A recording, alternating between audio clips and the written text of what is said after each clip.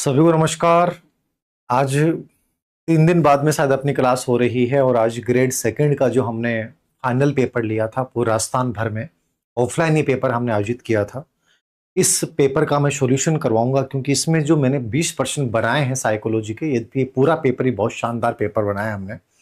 But इसमें जो मनोविज्ञान के प्रश्न बनाए हैं वो एकदम जो आपका लेटेस्ट आरपीसी का पेपर हुआ था उसको एकदम से फॉलो करते हुए मैंने इस पे को बनाया था। तो एक प्रकार से आपको झलक लगेगी कि यदि मान लीजिए ये पेपर आपके एग्जाम में आता है और मनोविज्ञान के ऐसे प्रश्न आते हैं तो वहां फिर आपकी क्या परफॉर्मेंस रहेगी, ये चीज समझनी है। उससे पहले मैं 2 से 3 दिन बाहर था और एक बड़ा मुद्दा फिलहाल राजस्थान में चल रहा है। मुझे लगता है कि आप सब लोग मेरी राय जानना चाहते हैं कि सर क्या है। सबसे बड़ा सवाल उठ रहा है कि ग्रेड सेकंड में 4037 पद बढ़ाए गए। 4037 पद मतलब विज्ञप्ति एग्जाम होने से जस्ट 10 दिन पहले आप पद बढ़ाते हो।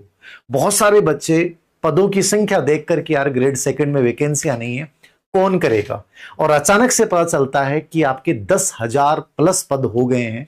मतलब 62% पदों की वृद्धि हो गई, जो पहले 50% का नियम था। यद्यपि सरकार ने विज्ञप्ति के बाद इसको 100% कर दिया था कि पदों की अभिवृद्धि जो है, ग्रोथ है, वो 100% की जा सकती है।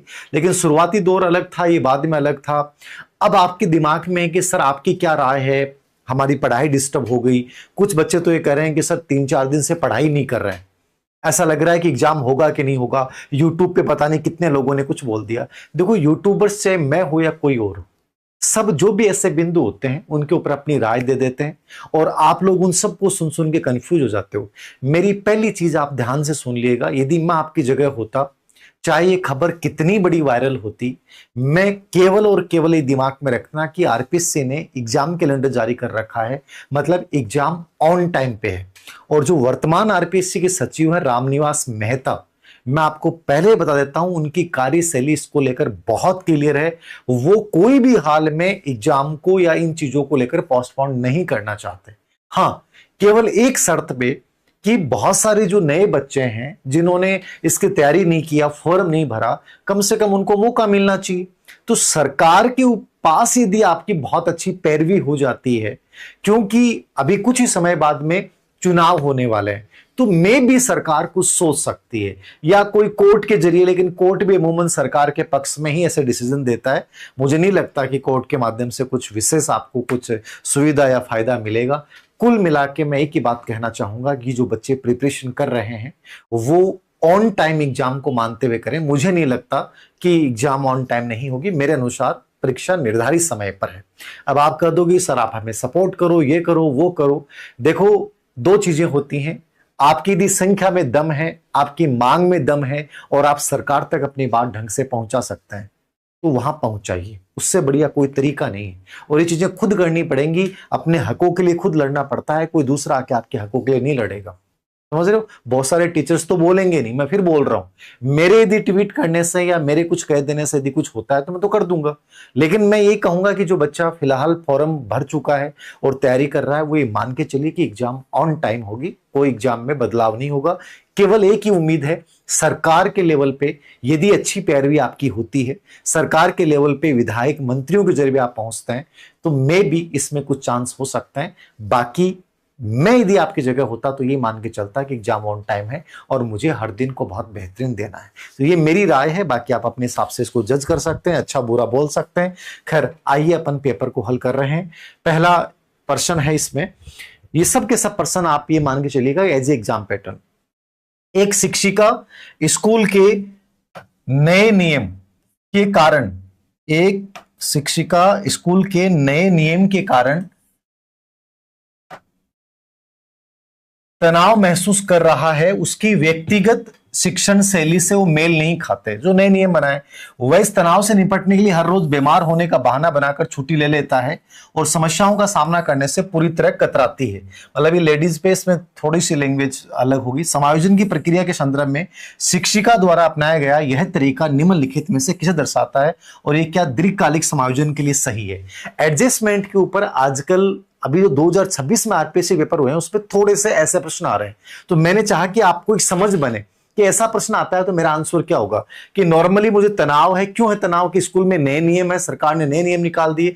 अब मैं क्या करता हूं, मेरा मन नहीं कर रहा और मैं रोज बीमारी का बहाना बना के छुट्टी ले लेता हूं। तो ये क्या है? ये टीचर का जो समायोजन है वो दीर्घकालिक है, क्या है?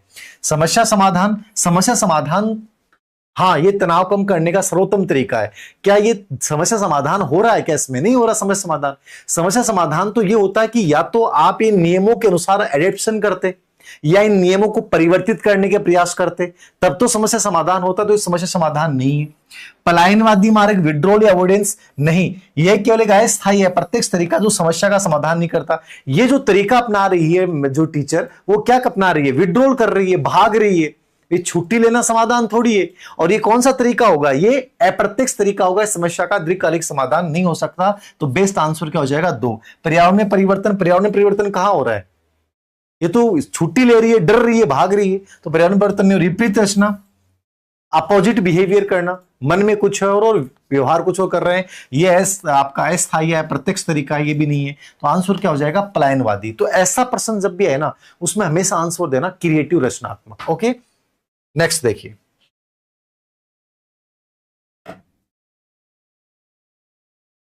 इस पे जाना पड़ेगा।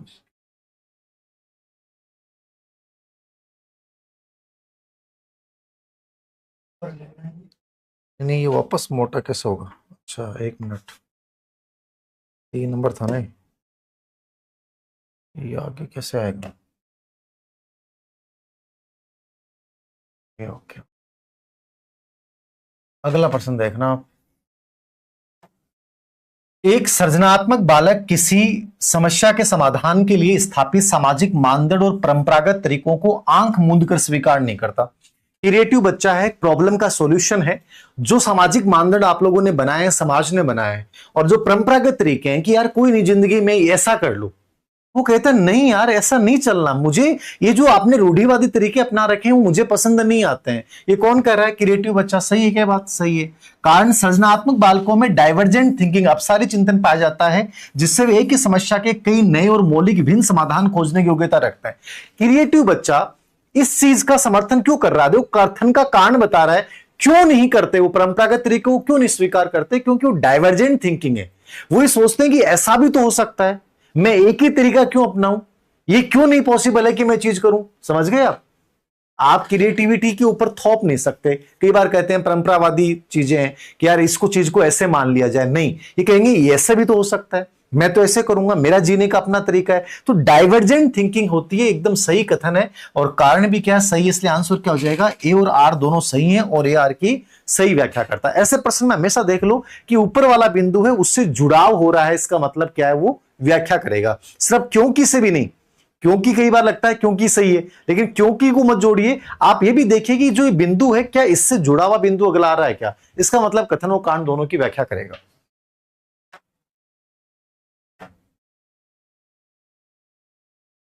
तीसरा प्रश्न ये रहा आपके सामने। आप लोगों को साफ दिख रहा है कि नहीं दिख रहा है मुझे आइडिया नहीं है, शायद में भी दिख रहा होगा। ठीक है, ओके। कौन सा दृष्टिकोण कक्षा शिक्षण में शैक्षिक मनोविज्ञान के सिद्धांतों के विपरीत है? बताएं। बालक के पूर्व ज्ञान, प्रायर नॉलेज को जानकर नए ज्ञान को उसके साथ जोड़ना, ये तो पॉजिटिव। हमेशा देखना जब पेपर अप्लाइड आता है, थोड़ा सा कॉन्सेप्ट बेस्ड आता है, तो उसमें रचनात्मक हो जाना है आपको। आपको एज ए स्टूडेंट के हित से सोचना, आपका आंसर गलत ही नहीं होगा। पूरी कक्षा के लिए एक ही समान कठोर समय सारणी और एक आकार सबके लिए फिट वन साइज शिक्षण विधि का लागू कर देना। मंद बुद्धि और पिछड़े बालकों के लिए उपचारात्मक शिक्षण की व्यवस्था करना। कक्षा में भय मुक्त और संवेगात्मक रूप से सुरक्षित वातावरण का निर्माण करना। बताओ का आंसर क्या होगा? 2। वेरी गुड, एकदम सही बात है।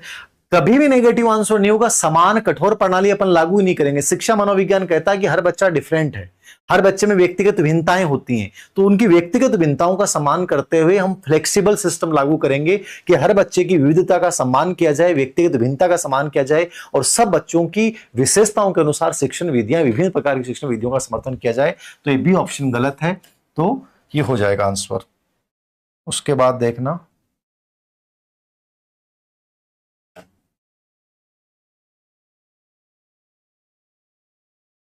एटी 84। खेल मनोविज्ञान के संदर्भ में एक एथलीट जो स्वाभाविक रूप से प्रतिस्पर्धात्मक स्वभाव है, 2026 में कैसा प्रश्न आया था मोटिवेशन पे, इसलिए मैं डाला है, नेचुरली कॉम्पिटेटिव का है, वह ओलंपिक फाइनल मैच के दौरान अत्यधिक मानसिक दबाव और प्रेरणा महसूस करता है। यहां पे स्वाभाविक प्रतिस्पर्धा और ओलंपिक फाइनल का दबाव क्रम से किसे दर्शाते हैं? दोनों ही बाह्य मोटिवेशन है, दोनों बाह्य मोटिवेशन तो नहीं होंगे, क्योंकि ओलंपिक फाइनल का दबाव बाह्य मोटिवेशन हो सकता है, लेकिन स्वाभाविक प्रतिस्पर्धा क्या होता है? इंटरनल मोटिवेशन तो नहीं होगा। स्वाभाविक प्रतिस्पर्धा एक अवस्था, स्टेट है, और ओलंपिक फाइनल एक गुण है। अवस्था हमेशा बाह्य होती, याद रखना, और गुण हमेशा आंतरिक होता है, तो यह भी नहीं होगा। स्वाभाविक प्रतिस्पर्धा एक गुण, ट्रेट है, और ओलंपिक फाइनल का दबाव एक अवस्था है। हाँ, ये हो सकता है, मैंने कहा इंटरनल मोटिवेशन को हमेशा जो इसकी विशेषता है उनको गुण के रूप में देखा जाता है, और बाह्य मोटिवेशन को हमेशा क्या माना जाता है? एक अवस्था। दोनों ही ट्रेट्स के अंतर्गत आते हैं? नहीं, एक अवस्था आती है और एक ट्रेट आता है, इसलिए आंसर क्या हो जाएगा? तीसरा। ये प्रश्न लेटेस्ट में आया आरपीएससी में, थोड़ा समझ लेना इस प्रश्न को, मैंने पहले भी करवाया ऐसा ना, एक आइडिया लगेगा आपको कैसा पेपर आ सकता है। आज का पेपर आप देखना, जिन बच्चों ने ऑफलाइन दिया है उनसे यदि आप कॉपी निकलवा सकते हो, इस पेपर की कॉपी निकालना, पूरे पेपर को देना, और आप कहां कहां गलतियां कर रहे हो, कितने नेगेटिव कर रहे हो, वो सब देखना, मजा आ जाएगा आपको। बहुत अच्छा पेपर था ये।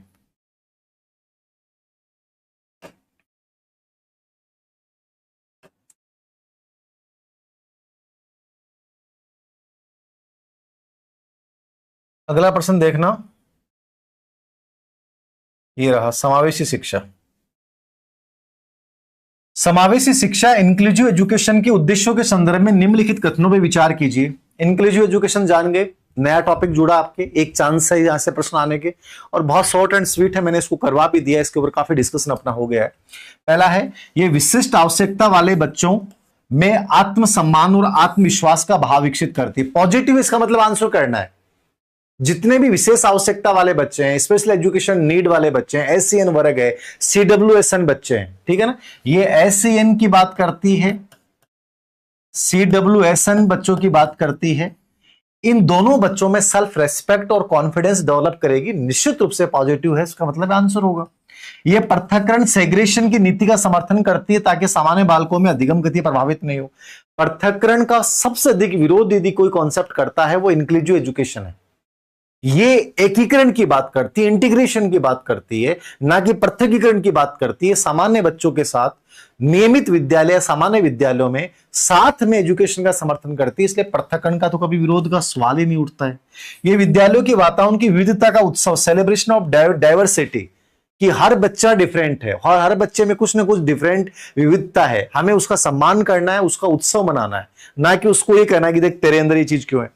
यह केवल शारीरिक रूप से अक्षम बालकों तक सीमित है और ये सामाजिक आर्थिक रूप से वंचित बालकों को शामिल नहीं करती, गलत बात है। इसमें फिजिकल डिसेबल बच्चे, सामाजिक वंचित बालक, आर्थिक वंचित बालक, हर दिव्यांग बच्चे, जितने भी टाइप के बच्चे हैं वो सब इसमें शामिल हैं, इसलिए फोर्थ भी गलत है। तो इसमें आंसर क्या हो जाएगा? फर्स्ट और थर्ड। आंसर कहां पे है? फर्स्ट और third. Okay, done, B answer, very good. हाँ, बहुत बार बता दिया बेटा, बी। Okay, very good. अगला देखना,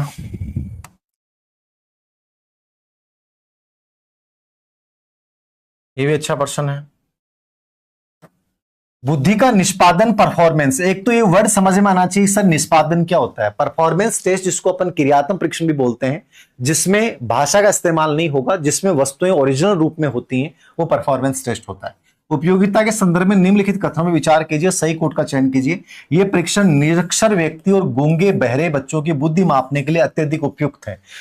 किसके लिए यूज होता है? परफॉर्मेंस टेस्ट, क्रियात्मक बुद्धि परीक्षण का प्रयोग हमेशा गूंगे, बहरे, अनपढ़, छोटे बालक या अलग अलग देश में रहने वाले लोगों की बुद्धि का मापन करने के लिए इनका यूज होता है। एकदम सही बात, आया हुआ प्रश्न है।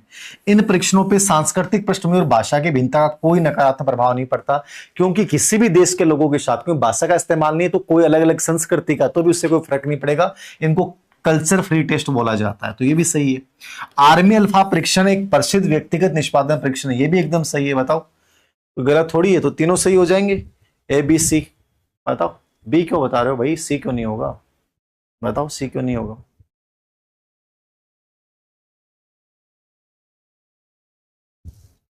हम कितना भी पढ़ लें, जो सही होगा वो सही होगा। वाह, ऐसे महान लोग कहां रहते हैं, फिर पढ़ने की कहां जरूरत है। ऐसे सोच लो बिना पढ़े भी जो होगा वही होगा, पढ़ने से क्या ही होगा, अभ्यास करने की कहां जरूरत है।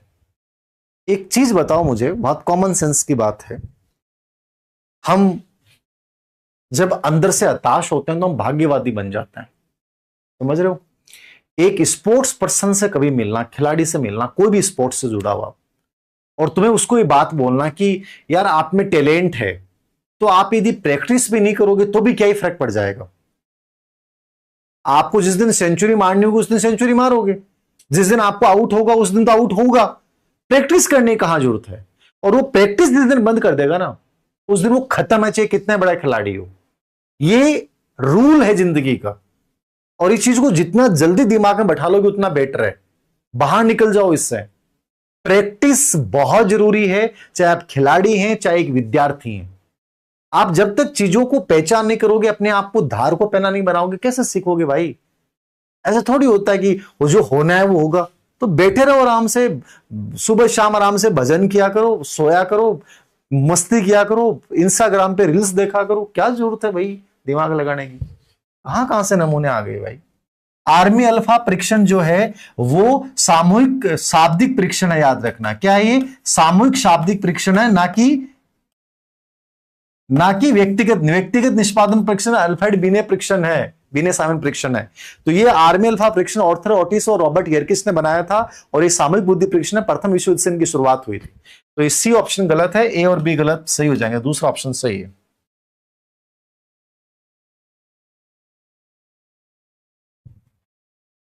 अगला देखना भाई,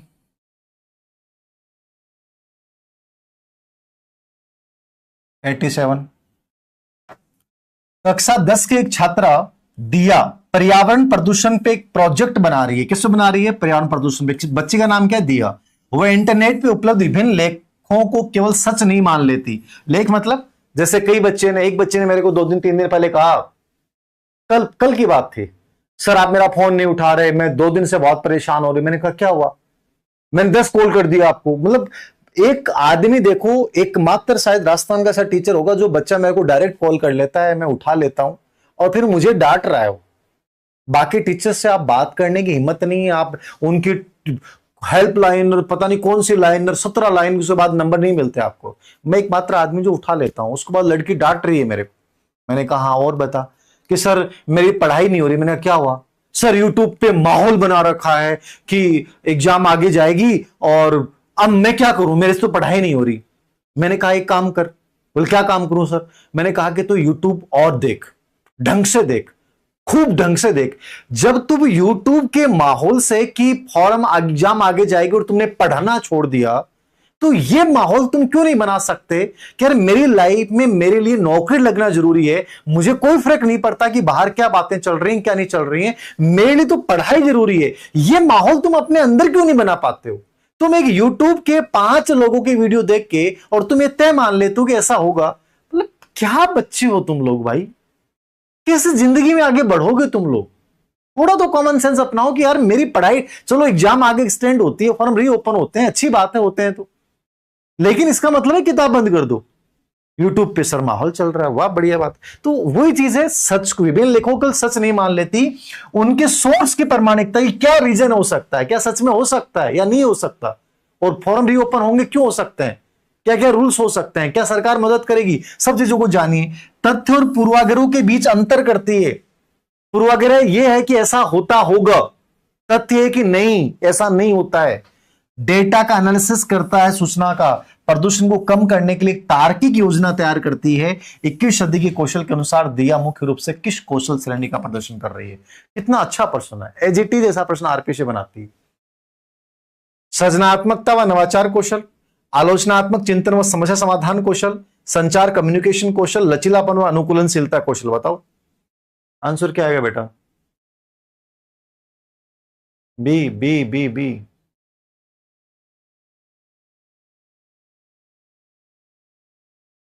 बताओ बी। वेरी गुड, एकदम सही बात है। देखो इसमें क्या है, देखो आलोचनात्मक चिंतन और समझ समाधान कौशल का मतलब क्या होता है? आलोचनात्मक का मतलब है मैं किसी भी चीज को ऐसा स्वीकार नहीं करूंगा, मैं समझूंगा, जानूंगा क्या सही है क्या गलत है, और उसके बाद पूरा का पूरा उन चीजों को कंप्लीटली बताऊंगा। इसको अपन बोलते हैं क्रिटिकल थिंकिंग, प्रॉब्लम सॉल्यूशन। तो आंसर क्या हो जाएगा? बी हो जाएगा। क्या हो जाएगा? 2, बी आंसर। तो योजना बनाना, पूर्वाग्रह का जांच करना, ये सब इसमें हो जाएगा। ठीक है। हाँ हेलो, क्लास ले रहा हूं मैं अभी तो। 10 10 कर देना एक बार, या तो क्लास के बाद आधे घंटे बाद करना, 20 मिनट बाद। ठीक है।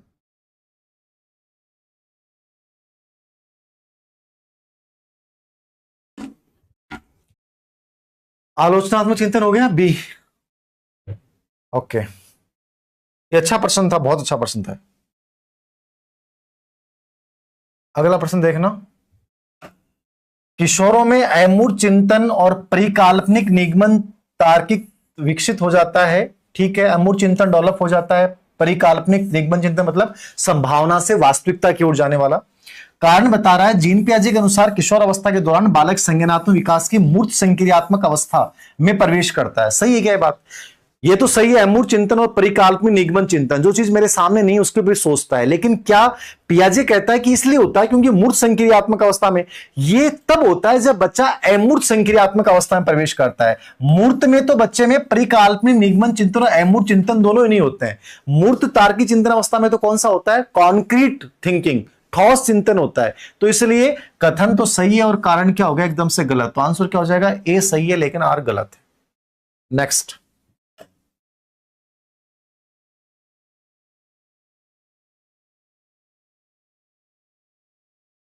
ये प्रश्न भी अच्छा है।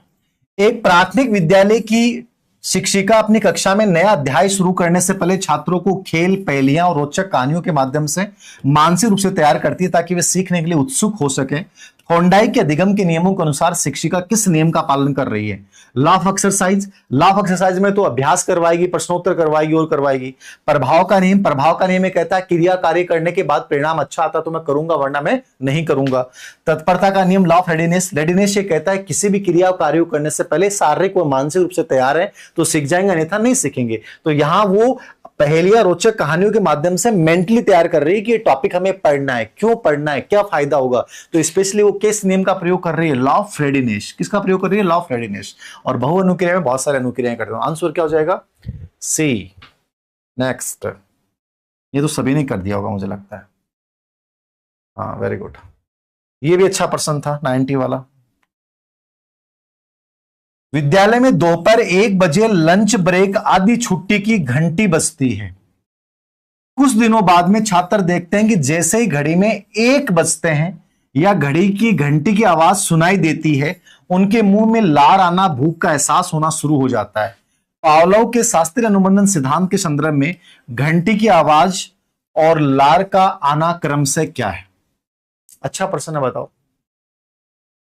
डर लग रहा है बेटा, देखो डर लगता है, परीक्षा का लास्ट टाइम होता है, वहां बहुत सारी चीजें उड़ती हैं, दिमाग भी काम करना बंद कर देता है, मेमोरी ऐसा लगता है कि सब भूल रहे हैं।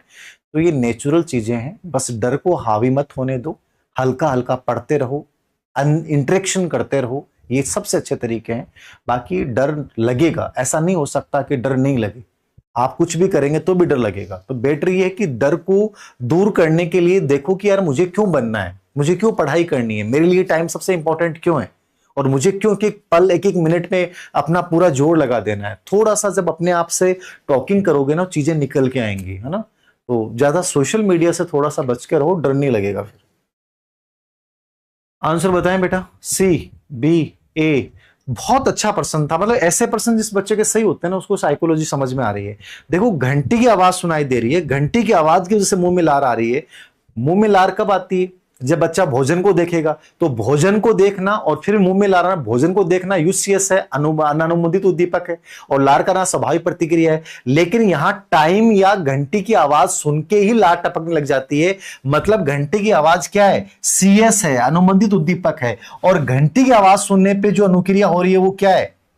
वो यूसीआर। ये तो नहीं हो सकता, ये सीएस प्लस CR, ये एकदम सही है। यानी केवल घंटी होने पर और लार का टपकना, ये क्या कहलाएगा? CR कहलाएगा। CSCR, यहां UCS तो भोजन तो है ही नहीं, इसलिए ऑप्शन आएगा ही नहीं। यहां CS सही है, लेकिन यहां UCR गलत है, क्योंकि UCR हमेशा कब होती है? जब UCS होता है। इसलिए आंसर क्या हो जाएगा? B। बहुत अच्छा प्रश्न है, बहुत अच्छा प्रश्न। अगला प्रश्न देखना, 91।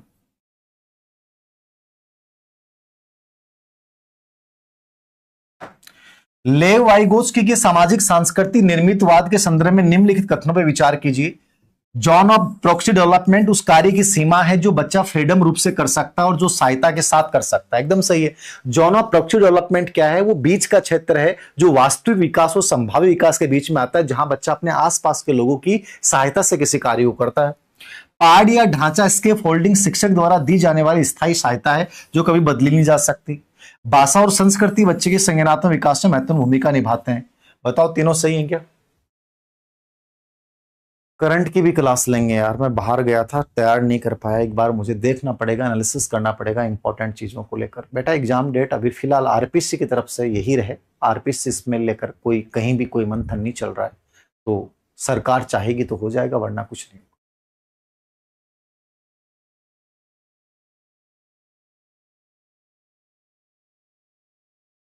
बहुत बढ़िया बेटा, नेट का हो गया आपका, बहुत सारी शुभकामनाएं आपको। आंसर बी है, वेरी गुड बेटा।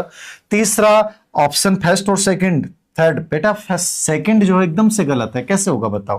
पार्ट या ढांचा इसके फोल्डिंग हमेशा अस्थायी सहायता होती है, स्थायी सहायता नहीं होती, और ये धीरे धीरे हटा ली जाती है, फिर बच्चा स्वयं अपने प्रयास से करता है। तो इसके फोल्डिंग कभी भी स्थायी नहीं होती है। बी ऑप्शन गलत है, ए और थर्ड सही है।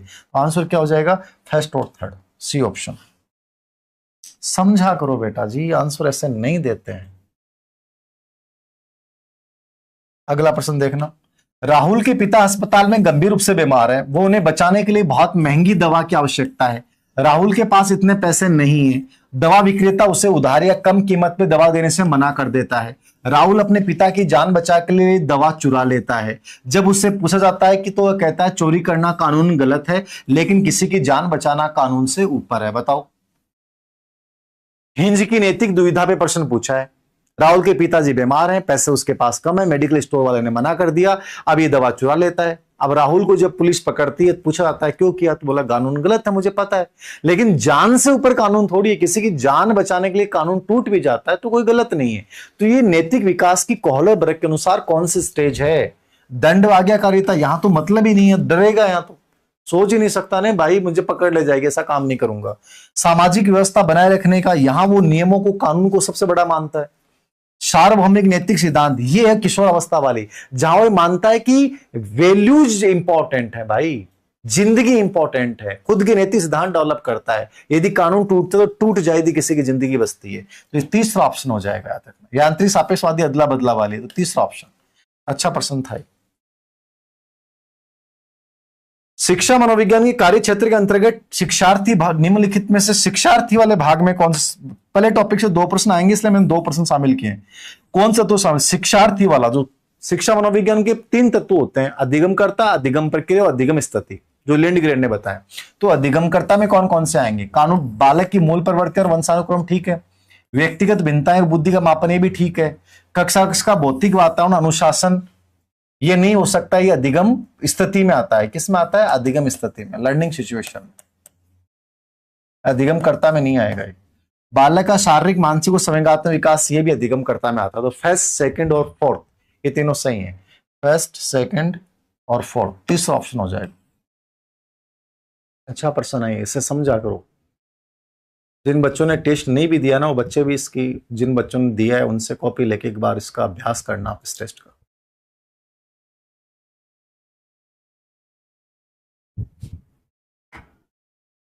आगे देखना 94।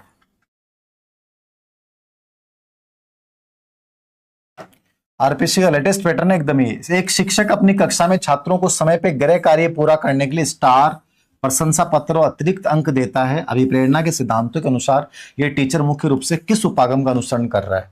तो स्टार देना, प्रशंसा पत्र देना, अतिरिक्त अंक देना, कौन सा बताओ। अभिप्रेरणा का संज्ञानवादी, संज्ञानवादी में कभी भी बाह्य पुरस्कार पूर्ण बलन को इंपोर्टेंट नहीं माना जाता। व्यवहारवादी उपागम हमेशा बाह्य पुरस्कार या पूर्ण बलन को इंपॉर्टेंट मानता है। सामाजिक सांस्कृतिक दृष्टिकोण ये संस्कृति, रीति रिवाज, परंपराओं को इंपॉर्टेंट मानता है। पूर्व अनुभव को इंपॉर्टेंट। आत्मनिर्णय, जहां बच्चा स्वयं अपने प्रयासों को स्वयं पुरस्कृत करेगा, किसी और पे डिपेंड नहीं रहेगा। तो आंसर क्या हो जाएगा, व्यवहारवादी उपागम, तो बी।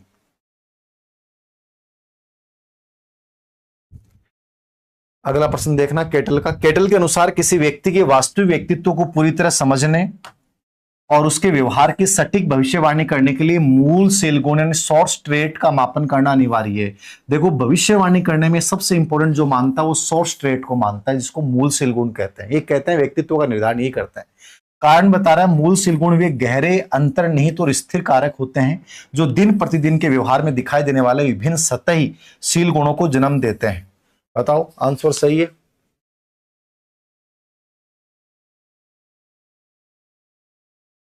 आंसर क्या, ए आर दोनों सही आ रहा है कि सही व्याख्या नहीं है। सही व्याख्या क्यों नहीं है बेटा, जब यहां मूल सील गुणों की बात हो रही है और यहां मूल सील गुणों की व्याख्या कर रहा है अगला, तो क्यों नहीं है व्याख्या, बताओ।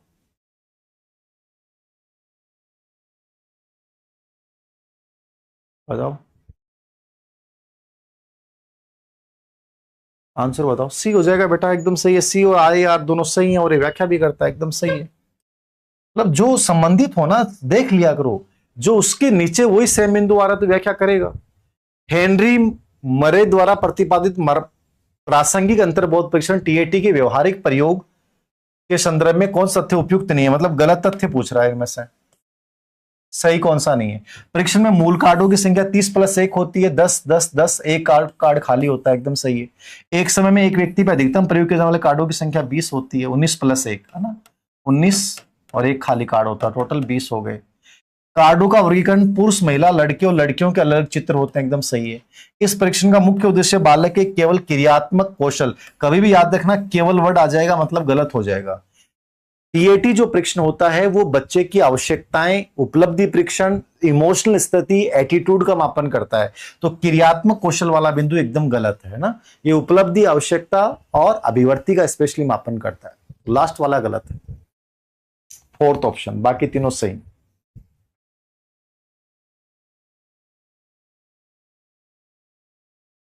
(97)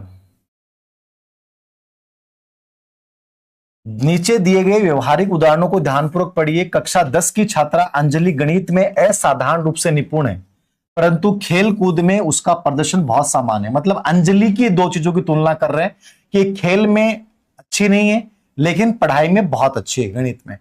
वही उदाहरण है, उसी कक्षा का छात्र राहुल कला के क्षेत्र में बहुत रचनात्मक है, जबकि उसका सहपाठी विकास संगीत के क्षेत्र में उत्कृष्ट है। उपरोक्त उदाहरणों के आधार पर व्यक्तिगत भिन्नता के प्रकार का सही मिलान चुनिए। बताओ। पहले वाला अंजलि की ही दो गतिविधियों के बारे में बताया जा रहा है और दूसरे एग्जाम्पल में एक कंपैरिजन बताया जा रहा है कि राहुल ऐसा है और उसकी क्लास का दूसरा बच्चा ऐसा है।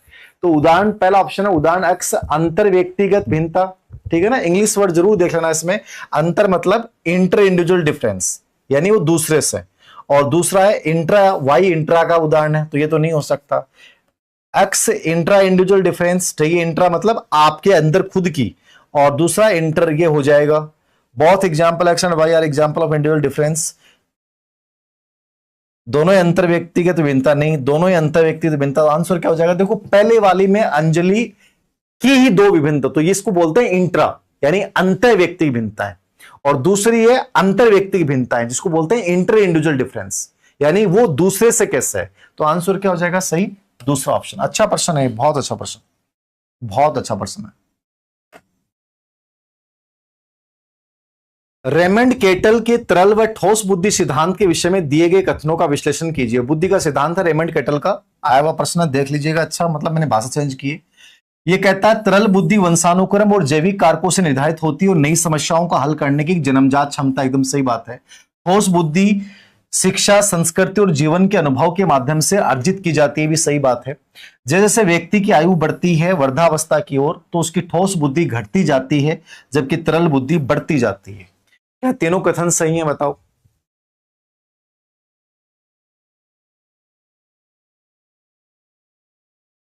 बताओ बेटा जी।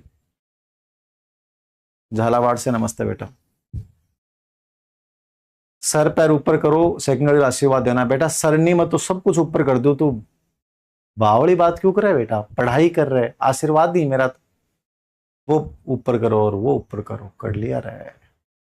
तो बावड़ा होगा कि थारा मन लगे कोई करवा तो नहीं दियो है, कहेंगे भटकी भटकी बात क्या कर लागा। बी फर्स्ट और सेकंड सही है, वेरी गुड। थर्ड गलत है, क्योंकि ठोस बुद्धि आयु के साथ बढ़ती है और जो तरल बुद्धि होती है वो आयु के साथ घटती है, याद रखना, ठीक है ना, वो घटती है। तो फर्स्ट और सेकंड सही है, एकदम सही बात। विकास के प्रतिमानों के विषय में कौन सा विचार सत्य नहीं है, देखो।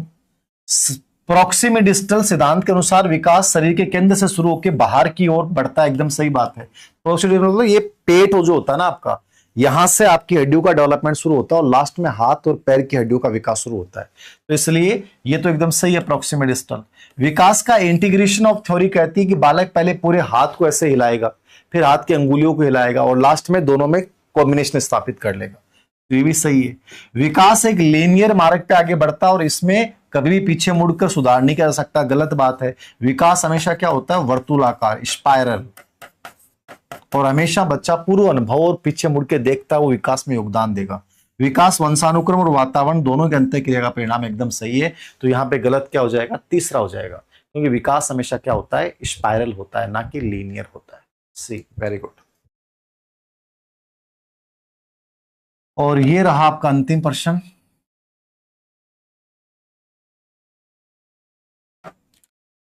अधिगम के प्रकार के संदर्भ में दिए गए कथन और कारण का विश्लेषण कीजिए। एक बालक द्वारा साइकिल चलाना सीखना या तैरना संज्ञानात्मक अधिगम का सर्वोत्कृष्ट उदाहरण है। गत्यात्मक या पेशी अधिगम में शारीरिक अंगों की गति, समन्वय और मांसपेशियों के कौशल का विकास शामिल होता है। ये यार दोनों सही हैं, बताओ क्या आंसर होगा फटाफट। ये सही है परंतु आर गलत है, तीसरा ऑप्शन। कर दें लॉक, इसको लॉक कर दिया जाए क्या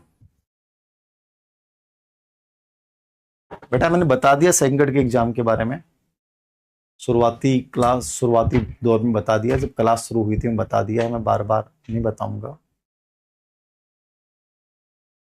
ओके, आंसर क्या आएगा बेटा?